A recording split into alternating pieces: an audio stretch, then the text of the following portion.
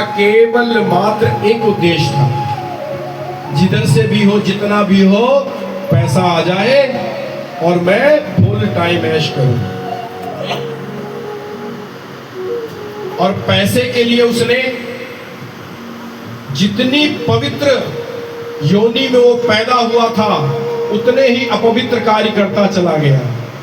चोरी करना, रस का व्यापार करना, लोगों को लूटना, लोगों को धोखे देकर उनके धन को हरण करना, ये सब उसके नॉर्मल दिनचर्या की बात हो गई थी।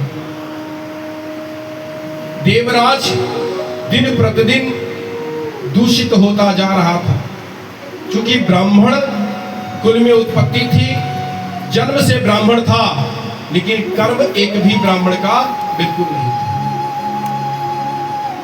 कई बार हमारे सामने प्रश्न आता है कि पंडित जी दान ही देना है, किसी को दे दो, कोई जरूरी है ब्राह्मण को दान दिया जाए?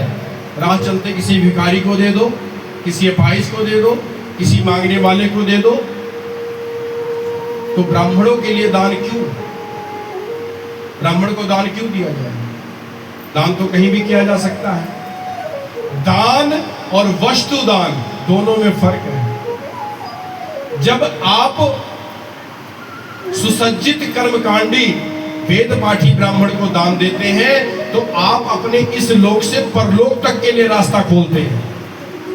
लेकिन जब आप परोपकार के उपरांत होकर किसी की कुछ मदद करते हैं तो केवल मात्र आप अपने कर्म के राम नामी रूपी बैंक में अपना खाता खोलते हैं। मदद परोपकार आप जी खोल कर करें, जितना कर सकते हैं करें। लेकिन जब दान की बारी आए तो योग ब्राह्मण ढूंढना चाहिए, जो उस योग्य हो दान लेने वाला।